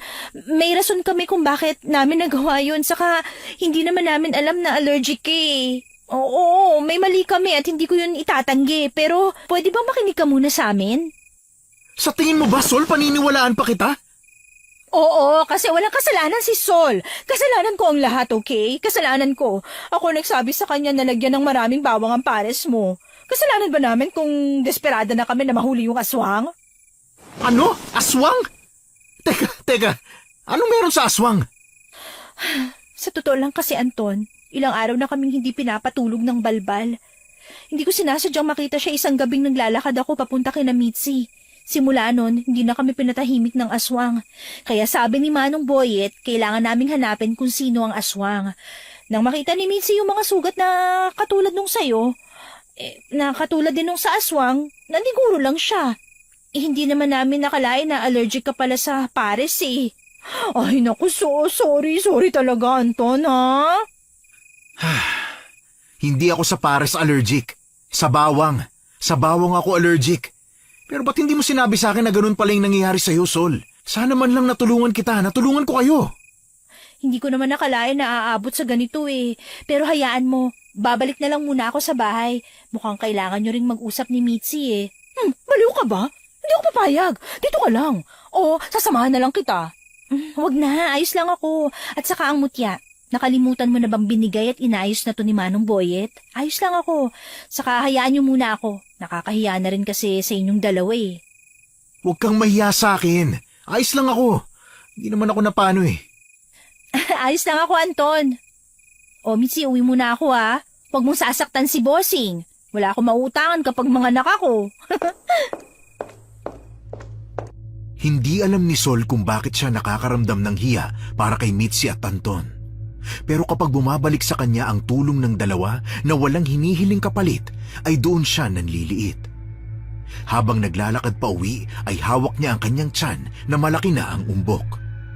Sa awa ng Diyos ay walang nangyaring masama sa kanya, pero laking pagtataka niya nang makita ang bahay na maliwanag, hindi tulad ng iwan niya itong nakasarado. Habang papalapit siya ng papalapit, naririnig niya na parang may nagluluto sa loob. Agad niyang hinawakan ng walis tambo na nakasandal sa pader at dahan-dahang naglakad papasok. Nang makalapit siya sa may bandang kusina nila na kurtina lang ang nakapartisyon, ay inamban niya agad ito ng palo. Pero huli na ang lahat nang makita niyang ang kanyang tiyo Lando pala ang napalo niya. Tiyo, ikaw po pala yan. Pasensya na po. Hindi ko sinasadya, Tiyo. Tiyo, huwag niyo ako saktan. Tiyo? Ano ka ba? Ayos lang ako. Saan ka ba nagpunta at hindi kita mahanap sa buong bahay? Ha? Ano po? Ba't gulat na gulat ka? Ang sabi ko, saan ka galing at ngayon ka lang ka ako? Nagluto ako ng ulam. Baka gusto mo kumain. Sa labas lang ho. May pinuntahan lang ako. Saka, hindi pa po ako gutom. Alam kong gulat ka pa sa nagawa ko kanina. Pagpasensya mo na si Tio, ha? Masyadong pagod lang ako at madaming iniisip. Kaya hindi na rin ako nakakauwi ng bahay madalas. Pero ngayon palagi na ako nasa tabi mo, ha? Aray! Ano yan? Po, pulseras po nabigay sa akin ng kaibigan ko. Na paano ho kayo, Tiyo? Natuso ka ba? Sino naman ang nagbigay niyang walang kwentang pulseras na yan? Tanggalin mo nga yan! Ay, hindi ko na ho matatanggal, Tiyo. Hindi ko kasi alam kung anong ginawa niya sa pagbuhol eh. Bukas ko na lang po uhubarin. Para saan ba yan? Pangontra daw po sa aswang. Huwag kang magpapaniwala sa mga nagpapanggap na albularyo, Sol. O siya, kumain ka na lang at ipinaghanda na kita. Maliligo na muna ako. Nagtaka si Sol sa biglang pagbait ng kanyang tiyuhin. Matapos siyang gulpihin, ay parang anghel na ngayon. Pero maya-maya na may magagalit na ulit. Nang makaalis ang kanyang tiyuhin sa kanyang harapan, ay agad niyang pinulot ang kutsara at platong may kanin, saka ito inamoy. Dahil masela ng kanyang pangamoy, halos bumaliktad ang sikmura niya dahil sa kakaibang amoy na nanunuot sa kanyang ilong. Agad siyang tumakbo sa lababo at nagsuka. Ano ba namang luto ito ni Tiyo? Ang sama ng amoy. Bumabaliktad ang sikmura ako. Dahil pa kaya to sa paglilihi ko? Tingnan ko nga kung ano yung niluto niya. Papakialaman ko na. Timplahan ko na lang uli para sumarap. Ano to? Ano tong nakahalo sa niluto niyang pares? Teka, mataba to ng tao? Hindi. Baka naman sa baboy o baka. Kaso hindi talaga. Mukha talagang mata ng tao ang sahog ng pares niya. Hindi lang ang mata nilagay niya. Meron pa mga daliri. Ay, Diyos ko! Ano to ginawa ng Tiyo? Sinubukan kong maging mabait at tratuhin kang tama, Sol. Pero hindi ko naman inasahan na hindi ka pala makukuntento sa kung anong ipinakikita ko sa'yo. Anong ibig sabihin nito, Tiyo? Bakit namumula ang mata mo? Hindi mo ba talaga alam? O nagmamaang-maangan ka lang? Hindi ikaw si Tiyo Lando. Nasa si Tiyo? Anong ginawa mo sa kanya? Ba't mo ba ako hinahanap? Nandito lang naman ako, Hindi ikaw ang Tiyo ko. Wala akong kapamilyang aswang na kagaya mo. Huwag kang mag-alala, Sol. Wala ka naman talagang magiging pamilya kasi gigilingin ka na sa tiyan ko. Hindi mo ako magagawang saktan. At anong gagawin mo? Magpapatulong ka sa mga duwag mong kaibigan? Alam mo bang hindi ako magmamadali dito sa bahay para maghanda ng pagkain kung pinagbuksan nila ako ng pinto? Kapag napahama ka dahil sa kapabayaan nila, mamamatay sila sa hinagpis at sa akin pa rin sila mapupunta. Kaya pala pabago-bago ang ugali mo kasi pilit mong pinagtatakpan ng mabaho mong ugali. Kaya pala ayaw mong pumunta sa Manila kasi hindi ka mabubuhay doon sa ingay ng lugar, balbal! Nakuha mo. Ang talino mo rin pala eh. Kung gusto mo, pwede ka namang tumulad sa akin. Isang tulo lang ng laway ko sa tenga mo, magiging totoong magkapamilya na tayo. Wala akong kapamilyang mas masahol pa ang ugali sa mga bangkay na nabubulok na! Bangkay na nabubulok? Mabango ang bangkay. Mas mabango pa sa pares na paninda mo. Hindi mo ba nakita ang bersyon ko ng pares? Yun ang masarap. Kadiri ka! Bitawan mo ang leg ko! Bawiin mo sinabi mo! Ayoko! Pilit na pinatatag ni Sol ang isipan niya at nag-isip ng paraan kung paano makakawala sa sitwasyon nang hindi nasasaktan ng sarili maski ang nasa sinapupunan niya. Naramdaman niyang nagiinit ang langis na nasa kanyang bulsa at ang kamay ng kanyang aswang na tiyuhin ay tila napapaso dahil nakahawak ang kamay niyang may suot na pulseras na may mutya ng bawang. Ano itong suot mong pulseras? Alisin mo! Napapaso ako! Paano ko aalisin? Sinasakal mo ko at tinataas mo pa ako. Bitiwan mo ako! Bitawan? Hindi! Dito ka na mamamatay! Hindi ako papayag. At ano pang kinakapa mo dyan sa bulsa mo, ha? Hindi ka na makakalaban sa akin, Sol! Wala ka nang magagawa pa! Tanggapin mo na ang kamatayan mo! Ikaw ang mamamatay sa ating dalawa. Nakita mo tong langis na to, ha? Ito ang ikamamatay mong aswang ka! Ah! Walang iya ka! Nakakapagsalita ka pa! Laklakin mo tong natitirang langis! Ah! Papatayin kitang babae ka! Aray! Walang iya ka talaga! Paano mo pa ako mapapatay ngayon kung bulag ka na? Ah! Ang lakas ng loob mong tusukin ang mata ko ng daliri mo! Buwisit ka talaga! Ah! Ang mata ko! Ang mata ko! Maabot ko ng bote. Ah! At saan ka pupunta, ha? Akala mo ba matatakasan mo ko?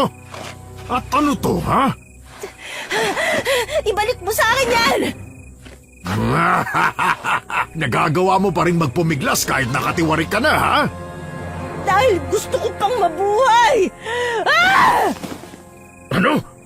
Paano mo naabot ang kamay ko? Ah! Walang iya ka! Huwag mong kagatin ang kamay ko! Di mo ako utusan! Ah! Aray! Ang langis! Hindi ka na talaga makakalabas ng bahay na to ng buhay! Papatayin kita at kakainin ko ang bangkay niyong dalawa ng anak mo! Magiging abo ka muna bago mangyari yon! Agad na inabot ni Sol ang bote ng langis pero dumulas na naman ito sa kamay niya dahil sa kaunting natapon dito. Akmang pupulutin na niya ulit yon nang maramdaman niyang biglang humapdi ang likod niya at nang lingunin niya ito ay nakaamban na naman ang aswang niyang tsuhin para kalmutin siya. Swerteng nakapan niya ang bote ng langis at nabuksan niya kaagad ang takip nito dahil nakaangat na ng kaunti. Pumikit siya bago pwersahang isinaboy ang langis sa mukha ng aswang. Tunog na parang piniprito ang naririnig niya at nang tingnan niya ang nangyayari ay nakita niyang nasusunog ang mukha ng kanyang tsuhin kaya nagmadali na siyang tumakbo palabas. Hindi alintana ang likod niyang humahapdi.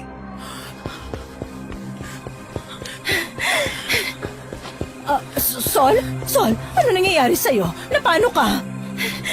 Tara na, tumakbo na tayo, Mitzi. Sinusundan ako ng aswang at kilala ko na siya. Ha? Ano? Sinong aswang, ha? Sol! Bumalik ka dito! Pagbabayaran mong ginawa mo sa akin! Siya! Si Tio Lando ang aswang! Ay, kasalanan ko to. Hinayaan kitang umuwing mag-isa. Dapat nagpumilit akong samahan ka. Dapat iniwan ko si Anton. Mitzi, makinig ka. Hindi ito ang oras para mawala ka sa katinuan. Makinig kang mabuti. Nananakit ang tiyan ko. Baka hindi ko na kayanin hanggang sa makahingi tayo ng tulong. Ganito ang gagawin mo, ha? Hindi. Wag, Sol. Nakinig ka muna, Mitzi. Kailangan nating makahingi ng tulong at ikaw ang gagawa nun. Pipigilan ko si Tio para hindi ka masundan. Humingi ka ng tulong kay Manong Boyet. Hindi. Hindi kita iiwan.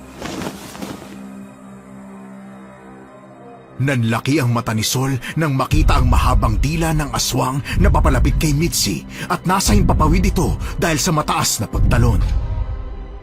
Hindi na nagdalawang isip pa si Sol at agad tinabig si Mitzi at sinangga ang mahabang dila ng balbal. Malakas na itong hinila pero dahil mas malakas ang aswang sa kanya ay nagawa siya nitong hilahin pabalik at iwinisik gamit ang dila nito. Mabuti na lang at nakahawak si Mitzi sa kanya kaya nang tumilapon siya ay umibabaw siya sa kaibigang namimilipit sa sakit. Mitzi, ayos ka lang ba? Sol, ang likod mo. Kailangan kitang dalhin sa ospital. Hindi tayo makakapunta sa ospital hanggat hindi namamatay ang balbal na nakasunod sa atin. Bakit mo tinatanggal yung mutya mo, ha? Huwag mong punitin ang damit mo, Sol. Nakikita lang tiyan mo. Kailangan kong durugin ang mutya na to. Kung nasusunog siya kapag inaawakan ako dahil dito, magiging armas natin to laban sa kanya. Palapit na siya, Sol. Ano gagawin natin? Humanda ka. Akong bahala sa kanya. Sandali. Nagpapalit na siya ng anyo. Siya yung aswal na humabol sa atin, di ba? Pinunit nito ang suot na damit na nagpalaki sa kanyang mata. Pero imbis na magulat sa makikita, ay kakaibang takot ang bumalot sa kanya. Ang bahagi ng balat sa gilid ng parte ng paa nito hanggang sa kamay ay tila natutuklap. Lumaki ang pulang mata ng kanyang tiyo. Humaba at tumulis ang ngipin, humaba ang buhok, mas tumangkad at lumobo ang tiyan na parang butete. Ang dila naman nito ay mas lalong numipis at humaba, habang ang mga kuko sa kamay at paa nito ay humaba rin at bumaluktot. Wala rin itong mga parte ng katawan na mayroon ang isang normal na tao. Naging sobrang itim din ang kulay nito at tumutulo pa ang malagkit na laway at ang itim nitong dugo sa tagiliran kung saan natuklap ang balat na nagsisilbing pakpak nito ay tumutulo rin.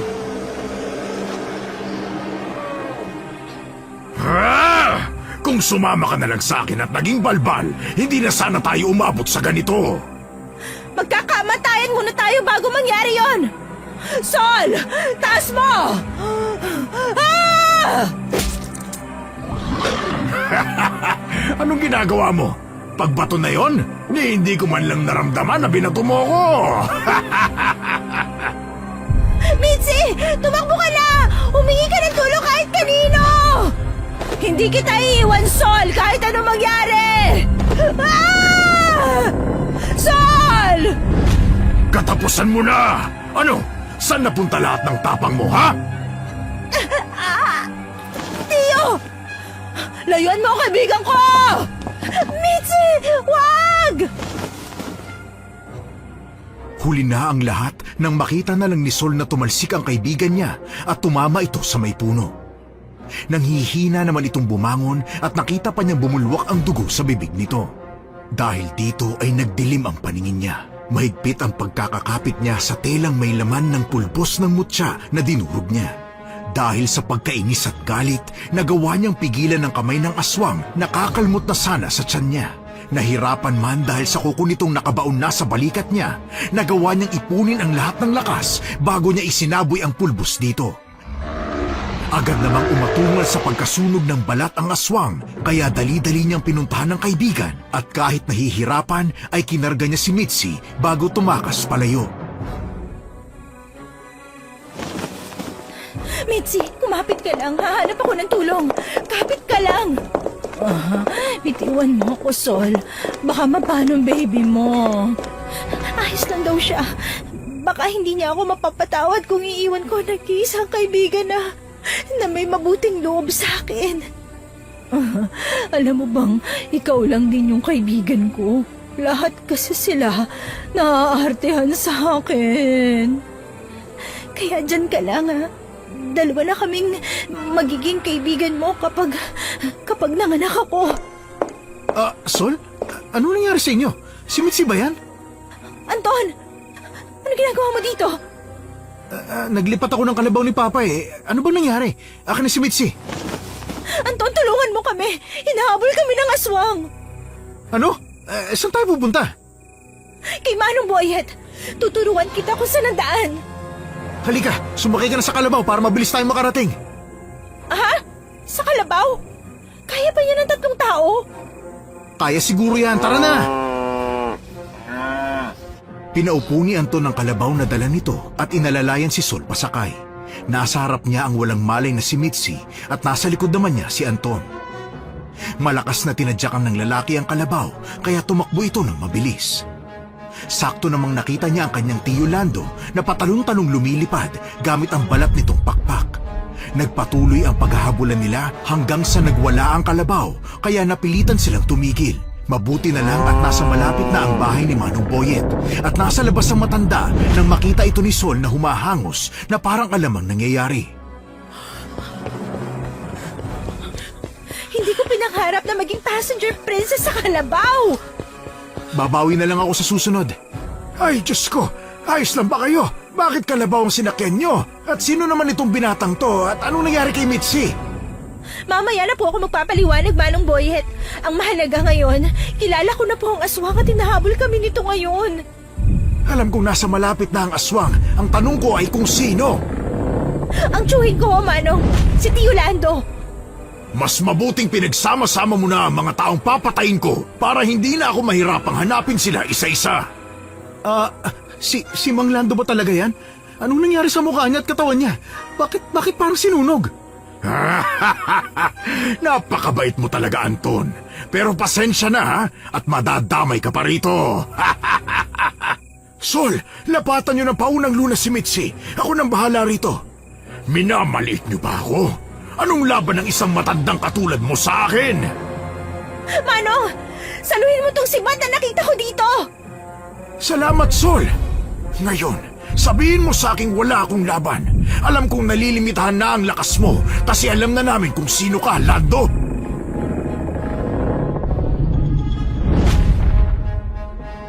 Nakita ni Sol na mas lalong nagwala sa inis ang kanyang tiyo Lando na hindi niya makilala sa anyong aswang nito. Umungol ito ng malakas at napatingala pa sa malaking buwan bago mabilis na sumugod sa matanda. Agad nitong winasiwas ang matalim na kuko na nasalo naman ng sibat ni Manong Boyet. Pero kahit na alam nila ang pagkakakilanlan nito, ay hindi pa rin malamangan ng lakas ni Manong Boyet ang lakas ng balbal. Dahil mas maliksi kumilos ang aswang, kahit nasasangga ng matanda ang atake nito, ay nakita na lang ni Sol na tumilapon si Manong Boyet sa kalayuan dahil sa nabali ang sibat nito at natamaan pa ng kalmot sa dibdib ang matanda, kaya naman agad niya itong nilapitan. Manong Boyet! Ayos lang po ba kayo? Iiwan niyo na ako, Sol. Kapag nanghina ako masyado, ay kayang-kaya na ng balbal na higupin ang natitirang lakas ko para tuluyan na akong mamatay. Hindi ho pwede. Anong gagawin ko? May maitutulong ba ako? Wala nang pag-asa, Sol. Nabali na ang pilak kong sibat. Hindi! Gagawa ko ng paraan! Alalahanin mo ang tiyan mo. May dinadala ka, Sol. Baka mapano pa kayong dalawa. Huwag ko kayo mag-alala. Mana to sa akin na matapang at malakas. Tumakas ka na at iwan mo na kami. Sisikat naman na ang araw. At hindi ko hahayaan na matapos ang araw na to, na buhay pa ang balbal na yan. Hindi, Mitzi! Ano ginagawa niya? Hinihigop niya ang natitirang buhay ni Mitzi. Sa narinig ay hindi na nag-alinlangang tumakbo si Sol papunta sa aswang. Habang papunta siya sa kinalalagyan ng kaibigan, ay nakita niya ang matalim na dulo ng sibat ni Manong Boyet sa di kalayuan. Kaya ito muna ang una niyang tinakbo. Pagkapulot niya nito, ay tinawag siya ng matanda at may init siya ito sa kanyang kwintas na may palawit na bato na binabalutan ng kakaibang ugat ng halaman. Agad niya itong sinuot at naramdaman niya ang kakaibang enerhiya na naglakbay sa kanyang katawan. Nag-iinit ang buong katawan ni Sol at hindi na niya alintanang buntis siya. Hindi siya nagtagal pa at muling tinakbo ang pwesto ng aswang at ng kaibigang sobrang payat na. Balbal! Itong sayo! Pilak! Sa dibdib ko! Anong ginawa mo? Hindi pa to tapos. Magbabayad kayo! Magbabayad kayo! Ano nangyayari? Natutunaw ako! Natutunaw ako! Sol, pamangkin ko, tulungan mo ang tiyo mo! Hindi na ikaw ang tiyo na kilala ko. Wala akong tiyong aswang na pumapatay ng inosenteng tao. Kailangan mong pagbayaran lahat ng kasamaang ginawa mo. Napakawalang kwenta mong pamangkin! Magkikita tayo sa impyerno!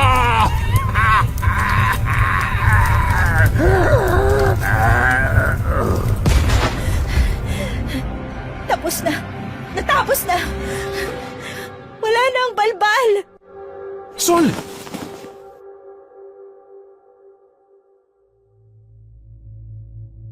Hindi na namalayan ni Sol na nawalan pala siya ng malay. At nang magising siya, ay nakita na lang niya ang sarili sa isang silid at puno ng benda ang kanyang katawan. Agad siyang lumabas nang makarinig ng tawanan at mga boses sa labas at naabutan niya ang tatlo na nag-uusap sa kusina. Uy, Sol! Mabuti naman at gising ka na. Pinatanggal ko na yung swero mo nang sabihin ni doktora na ayos ka na at yung bata sa tiyan mo. Doktora? Anong nangyari pagkatapos mawala ni Tio Lando? Mitzi, kamusta ka na?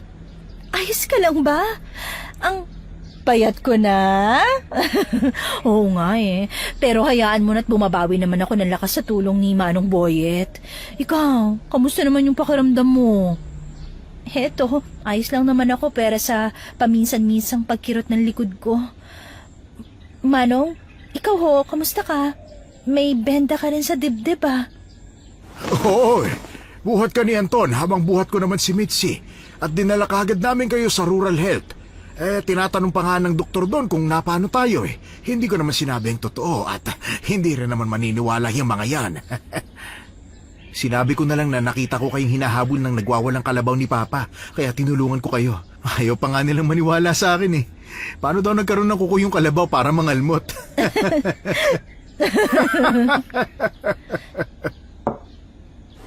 Anton, salamat din sa'yo. Kasi kung wala ka, baka hindi na namin nakita yung susunod na araw. Gaga? Hindi mo naman talaga nakita kasi 3 araw kang tulog. Ah, ganun katagal? Oo, kaya nga tong si Anton parang tatay na hindi makalma. Halos hindi na rin makatulog sa pag-aalala. Inuwi ka na nga lang sa bahay niya para maalagaan ka ng maayos. Yung bahay ni Tio Lando. Huwag kang mag-alala, Iha. Naayos ko na ang bahay niyo. Pero yung katawan na niluto ni Tio Lando. Naayos ko na rin ang parteng yon. Hinanap ko ang bagong hukay na puntod at binalik ko sa pamilya ng bangkay yung katawan. Sabi ko na lang na balbal ang may gawa at kilala naman ako sa pagiging albularyo. Kaya hindi na sila nagtanong kung paano ko nakuha ulit yung katawan ng kaanak nila. Hindi na rin naman daw sila magsasampa ng reklamo at pagtatawanan lang sila ng mga pulis. Grabe! Ginawa mo pa talaga lahat ng yon? Maraming salamat, Manong Boyet. Sol, paano na to? Wala nang tiyo mo. Paano mo sasabihin sa kaanak mo yun nangyari? Ay, ayun nga rin ang unang pumasok sa isip ko pag-gising ko. Hindi ko alam kung paano sasabihin sa kanila na wala na si Tio Lando. Sigurado kong sa akin na naman yan isisisi kasi puro kamalasan ang dala ko. Tapos nagpabuntis pa ako. Wala na siguro lalaki magkakagusto sa akin. Ayos ka lang ba, boss? Hay nako, mas mahirap pa yata huliin ang loob nitong si Sol kaysa sa paghuli ng aswang. Ha? Anong huhulihin ako? Wala naman akong ginawang kasalanan na. Wala namang ebidensyang nakapatay ako. At saka, hindi naman na tao ang pinatay ko. Ganito kasi yun, Sol. Diretsahin na kita ha, at baka mga anak ka na lang boss pa rin ang tingin mo sa akin. Isang bagay lang ang pinagpapasalamat ko kay Mang Lando. Yun ay ang pagpapakilala niya sa'yo sa akin. Matagal na talaga akong may pagtingin sa'yo, Sol. Pero nahihiya ako na mas matapang ka pa sa akin. Wala nga akong nagawa nung kinakaharap mo yung aswang Anong wala? Pinagmaneho mo nga kami ng kalabaw at niligtas mong buhay naming 3 ni Manong Boyet at Mitzi. Ano kasi, kung mamarapatin mo lang naman, pwede ba kitang ligawan? Ay! Ha? Paano si Mitzi? Anong ako? Tanggap ko na hindi mapapasakan si Anton simula pa lang. Kita ko na sa tingin niya sa'yo. At saka yung lalaking nakikita mo sa bahay ko, hindi ko talaga kapatid yon. Manliligaw ko yon. Sinabi ko lang na kapatid ko kasi in denial pa ang feelings ko. Ganun ba? Hindi ba to love scam? Scam? Mas mahirap ka pa nga sa daga? Aray ha? Makalipas ang ilang buwan ay nanatili pa rin si Sol sa probinsya kahit pinapauwi na siya ng mga magulang niya sa Maynila. Kabuwanan na rin niya nang maisipan niyang sagutin si Anton nang ipakita naman ito sa kanya na hindi iba dito ang anak niya. Natuldukan na rin ang pagkawala ng kanyang tiyuhin at ibinigay na rin ni Manong Boyet ang kwintas na sakalang niya napag-alaman na mutya ng pangil ng kidlat pala kung tawagin. Sa mga buwan ng pagbubuntis niya ay nanatili siyang tindera ng pare sa tindahan ni Anton. At wala na silang kababalaghang naranasan dahil na rin sa pag-aalaga sa kanya ng pamilya ni Anton. Lalo na ang matalik niyang kaibigang si Mitzi at ang tumatayo niyang tatay na si Manong Boyet. Hello mga kaabangers, mga kayanggaws, kabanong puli. Ito na naman, magsha-shoutout naman tayo. So shoutout kay Corazon Ingay, kay Cristel Alejo, kay Badet Yap, kay Janice Graho Simeon, kay Angeline Asnilo, kay Cinderella Montermoso, kay Angelina Ignacio, kay Lola Ganda, kay Beverlyn Carbajosa, kay Renetes Sorara, kay Stubborn Love, kay Noemi Taduran, kay Lady Diana Alocada, kay Edna Mercado, Crystal Len, kay Josephine Barrientos, kay Gemma Carbonida, and shoutout din kay Juanita de los Reyes, kay Fredo Ebardon, kay Mary Melanie Benedictos, kay Virgie Ram, kay Fatima Rimisnuri, kay Stella Cutihan, kay Cecil Basas, kay Maria Teresa Ramirez, kay Luz Rivera,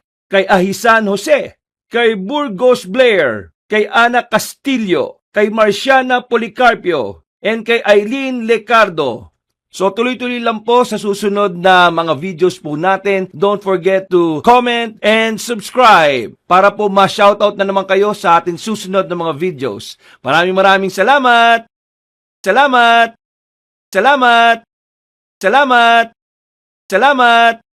Salamat! Salamat!